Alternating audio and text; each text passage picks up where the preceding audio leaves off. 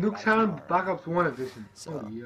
Look, I'm going to have to ask you to dial it back there a little bit, David. Yeah, I think it's fun. It's fun for us to joke about, and you know, it's fun for us to do Summit, different things to it.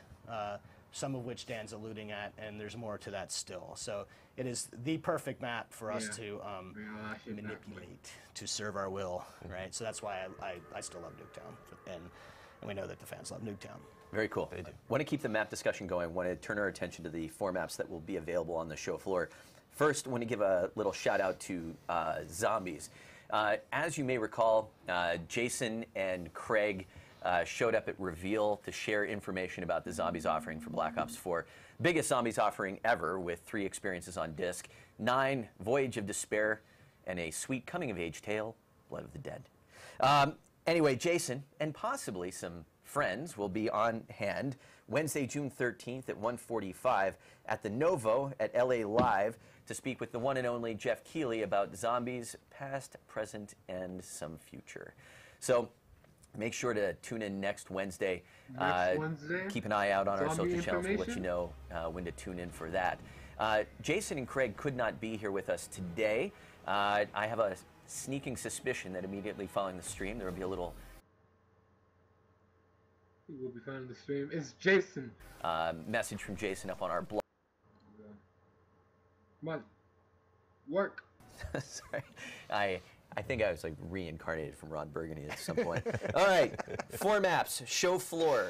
We got a lot to talk about here. We got some map fly-throughs, a brand new map that people haven't seen yet, which we will get to. Let's first start with Contraband. Contraband, yes. So Contraband was one of the maps that everyone saw at Reveal. Yep. It is based on a tropical island off of the coast of Colombia, where an international arms smuggling ring is based. And so it's a really exciting map. It's a lot of fun. Has a very kind of jungly type of vibe, very ocean vibe. All right, so that's called Contraband. This isn't spring break material. This is not a spring break party. There might be pirates here. Oh God, there are no pirates. No pirates. So, just kidding, no pirates. But it is, you know, Contraband was a really fun map to make. We really enjoyed capturing that kind of old world vibe mixed with you know, this new world kind of contraband under the radar sort of smuggling ring camped out here. So it's got a lot of underwater combat. Has really tight choke points on the bridge. This bridge is a central hot spot, especially in domination, trying to capture the B point. And that's kind of what this map is all about. Yeah. It also looks really good. So pretty. And then next up, I believe this is the new one, Frequency. Sure, we want to do the new one right away. All right, let's talk about Frequency. Just get into it. Frequency is it's a very small, chaotic map. Actually, in development, we were calling it frenetic because it's one of those maps that you get a lot of fast-paced action. It's got a really great flow to it, constantly moving players around and colliding them into really great, intense head-on battles. But Frequency is it's based in Hunan province. It is a very large, complex listening station that our specialists have gone into assault, and it sort of has that a little bit of that kind of danger element to it. Where, if you remember, even we talked about Summit. That was one of the first maps that we did, where we added the risk of falling to your death. So you have to be careful in certain areas. This is another one of those maps that you have to be a little bit more careful when you move around the outside lateral paths. But the inside is a super tight choke point hotspot. Yeah, large. You say large, so the complex is large. The map itself. The map is tight. Yeah, this is frenetic. One of our smaller ones. Yeah, it's intensely chaotic in the center. Need to talk to our production team. I hope I'm getting this right, but I believe that this is the map that will feature the new mode Control on. Can you tell us a little bit about Control and how the mode works? Yes, Control. So Control is a new game mode that we've introduced in this game. We've designed it with the goal from the beginning of really bringing out the best of the tactical gameplay that we have in this game, and kind of enhancing the roles that the specialists play in combat, where you can really, your team is going to work together whether they mean to or not. And that was one of our goals in this game, is that we wanted to introduce more teamwork without forcing it on players, let players kind of just play the game, enjoy it, We've talked about, we had this kind of philosophy of what's in it for me. Like, I want to help my team, but I want to make sure that I'm doing awesome myself. So every single mechanic that we've designed is really designed to cater to our Call of Duty style of player, while also introducing teamwork, whether active or passive. And this mode is really built to bring that out. With a shared, pool of lives, right? So there's an example of how you can, what's in it for me? Well, I shouldn't die, but then by not dying, I also, right, can help my team win. So those are how you get players shared goals, right, without forcing the shared goals, because it's bad for you to do that. It's bad for your team to do that, right, towards the end. So the way that this mode resolves can be quite intense. There's nothing like throwing yourselves on an objective at the same time you're trying to not die, right? So these are good examples of how you sort of can bring the teamwork out. We really talk about it in terms of bring the tactical play out of the game, and you will help yourself by helping a teammate. That's the what's in it for me kind of thing. But that might also show you that Dan is maybe not a team player. Throwing yourself on an objective without dying. Yeah. Sounds like game That's what I do. It's intense. It's a great mode. Wins before KD. Fans love it. Wins before KD. All right, Seaside. That is another map that we will have on the show. Seaside is a coastal kind of old world town in the coastline of Spain that's been built. It was the site of a demonstration that kind of went awry. Government forces had to come in, so you see lots of big tanks have come in and barreled through walls. This is one of the first maps that we built on this game. We are still playing it forever, just like every game we make. But it's a lot of fun. I mean, this map has a big kind of open courtyard in the middle with sniper overwatch positions that Can you explain to me how the tank got in there? Because I'm still trying to figure that out. You'll never know. It just busted through the wall and kept going. Yeah, so that central courtyard is a site of some very intense battles. It has great sniper positions up there, while at the same time having a lot of tight, choky kind of flows around the outside. So if you want to take, for example, take the path of the wine cellar, it's going to be kind of a windy path, lots of cover, lots of sort of kind of in and out positions that are fun to just fight close range combat with. I do appreciate that the pastries and wine were left untouched. So that's priorities. Priorities are straight. TREYARCH has a history of running tanks through that particular structure, those types of structures. Last but not least, payload. Payload is an ICBM facility, a missile defense station that's built deep into the mountains of Iceland. Nice. Yeah, that was going through the bullet hole thing. I think you're stealing.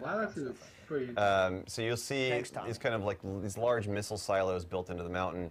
You're going to play in and around one, so that's kind of the hook of this map. You're playing through one of these missile silos, around one of the big missiles that's taken apart. You can actually fight in and through it. So it has some really kind of tight head-to-head spaces. The way that the lanes connect up in this map are very different from how we traditionally do, and that leads to some new kind of strategic opportunities for how you might attack the center. That center spot, again, is a very intense hot spot, but we also have some really tight paths that we've put, for example, some hardpoint objectives on that are really hard to hold down. And so, we want to do these kind of twists on the game modes to give players new experiences in how they capture and hold an objective, and this is no different. It's fun to see the maps again. Usually in early development, I'll play these maps, but then I'm on to the next set of maps. Wow, they get arted up like this, right? So it's like, whoa, that's awesome to see some of the work that the hardworking men and women of TREYARCH Art Department has done to make this thing look the way that it looked. Right? Good job. All right. You've been busy with those guys, huh? Yeah, they've put in a lot of hard work, and they've turned out great. All right, we've got a couple announcements to close things out. Before we get there, time to go. Any closing thoughts from you guys? Any last things to share? Anything? Well, we can't wait to bring the game to E3. It's going to be on the show floor. Multiplayer is playable for our fans in a couple of places. Yep. So hopefully that can shorten some lines, and we'll have more on that very shortly. Absolutely. But if you're looking for what's playable at the Activision booth, you'll see us. It's in the South Hall, number 1001. You'll get to play these 4 maps: Contraband, Frequency, Seaside, Payload. And it's also worth noting that we will have a number of PC stations set up and ready to go with multiplayer at your disposal. It's probably also worth mentioning that immediately after E3, there will be a couple of us at the DreamHack event in Sweden. So keep an eye out for Jonathan Moses and our brand new community manager on the PC front, a guy named Rob Smith. Will be wandering around the show. And let's see here, what else we got? Following E3, following DreamHack, Black Ops 4 will also be playable at the CWL Anaheim Open on the following weekend from June 15th through the 17th. On the CWL front, immediately following the stream, you might want to check out the COD Twitch channel for all of the, or for the schedule for all of the new CWL matches. And last but not least, wanted to throw out a few thank yous for today. We don't get to stream from a new stage without a small army of people making it happen. A couple people, Tommy Lira, Robert Sanchez, Lee Staples, little Scott Eckert action thrown in there. Josh Negrin, thank you very much for all of the help on the production front. Josh Torres, Rob Smith behind the scenes, Stephanie Glover, Jay Per, your art services team, and everyone at Activision for helping to bring all of the assets to life. Fox Designs, Kim, Grace, Rocco, the TREYARCH live ops and production teams, and last but not least, Rose Villasenor. None of us would be sitting here if it weren't for her getting so much stuff done and making it happen. Thank you very much. And to everyone that tuned in today, thank you. Looking forward to see you at E3, and we will see you back here at TREYARCH soon. Have a good one, everybody.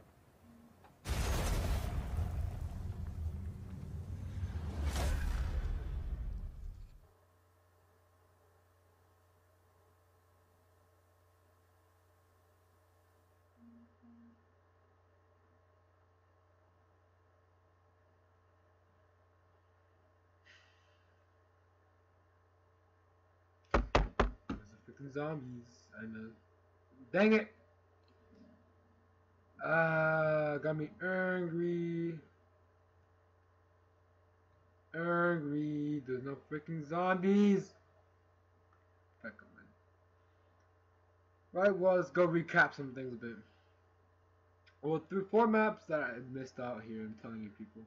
And we've not only completely rebuilt. You will like it.